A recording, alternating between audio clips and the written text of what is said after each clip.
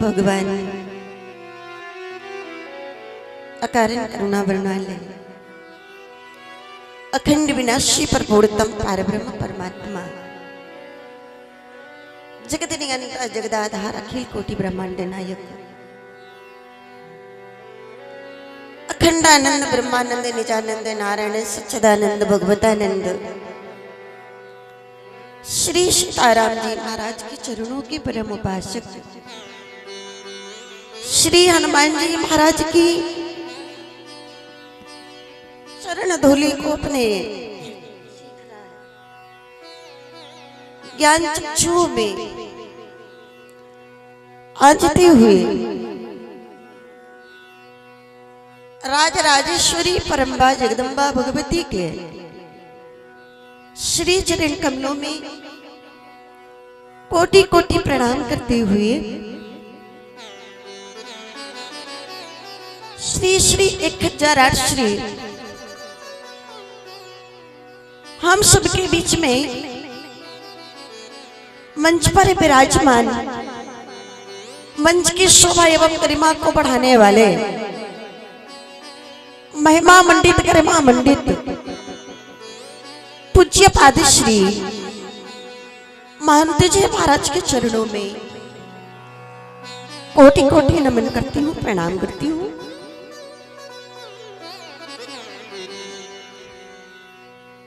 परम श्रद्धेय जिन्होंने बहुत ही परिश्रम करके कितना संघर्ष करके अपने हाथों से मेहनत करके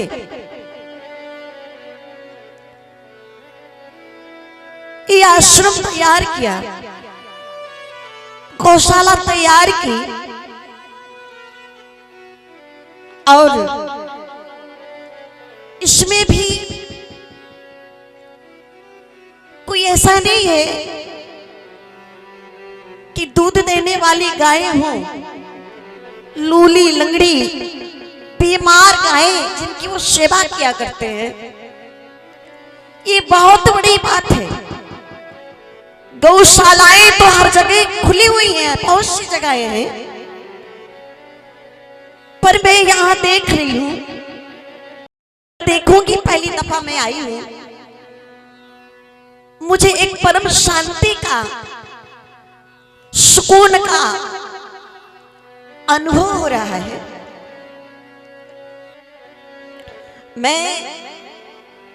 मेरे पास अल्फाज नहीं, मेरे पास इतना सुंदर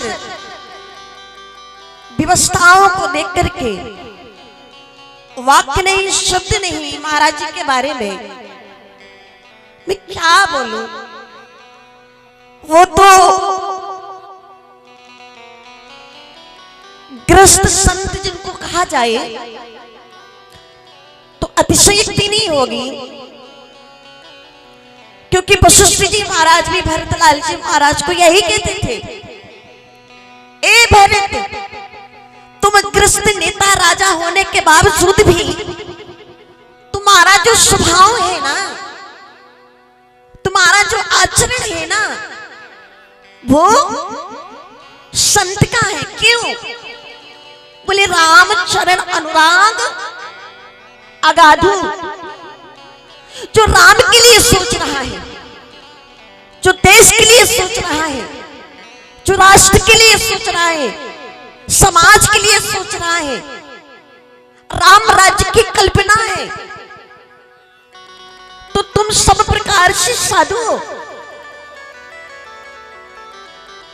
तो ये तो विधि के विधान होते हैं कि परमात्मा ने जो लिख दिया है नसीब में, उसका सामना तो करना ही पड़ता है। मैं तो व्यासपीठ से यही कहूंगी कि आप ग्रस्त,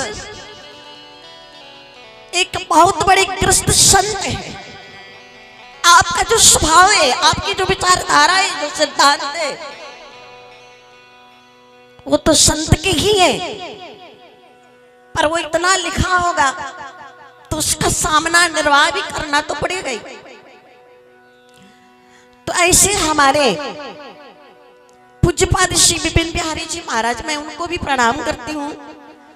उनके आदेश पर मैं यहाँ आई और आप सबकी सेवा करने का मुझे सौभाग्य मिला है, सबका दर्शन हुआ है। और अभी अभी जिनके द्वारा आप भगवत कथा को श्रवण करेंगे, मैंने तो दोनों भाइयों को देखा, भरत राम ही की अनुहारी। जैसे राम और भरत को देखने के बाद रंग भी समान, रूप भी समान, वर्ण भी समान, सब कुछ समान, कोई भेद नहीं, कोई अंतर नहीं।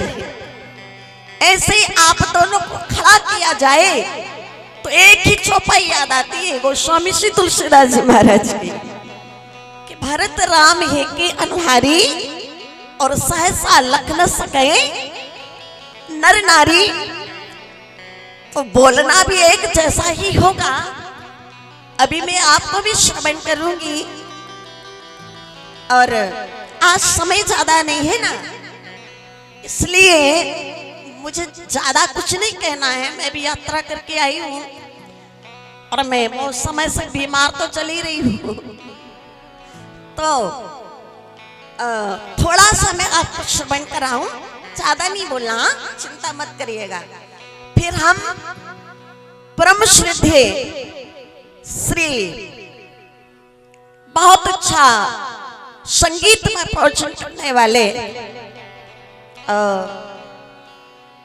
पूज्यपाद श्री नवीन बिहारी जी महाराज को श्रवण करेंगे। हमारे समस्त कलाकार बंधु, संगीत शक्ति ईश्वर की हर सुर में बसे हैं राम, रागी जो गाए रागिनी तो रोगी को मिले आराम। तो ऐसे बाद यंत्रों पर साथ दे रहे और हमारे समस्त आचार्य शास्त्री सब देखो पाठ पर बैठे हुए हैं। कितना कितना मनोरम, कितना प्यारा दृश्य है। मैं सभी को व्यासपीठ से नमन करती हूँ, प्रणाम करती हूँ और आप सभी लोगों को भी सिया राम मैं सब जग जानी करूं प्रणाम जोर जुग पानी। श्रद्धालु श्रोता वृंद, माताएं बहनें, समस्त बाल गोपाल, आइएगा, निवेदन करूं एक चौपाई से गोस्वामी श्री तुलसीदास जी महाराज की एक पावन पंक्ति है। बाबा कहते हैं,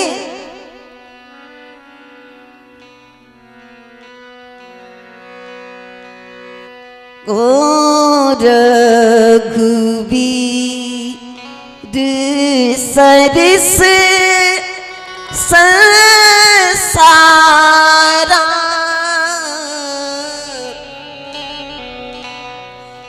ओ रघुबीर सरस संसारा, ओ रघुबीर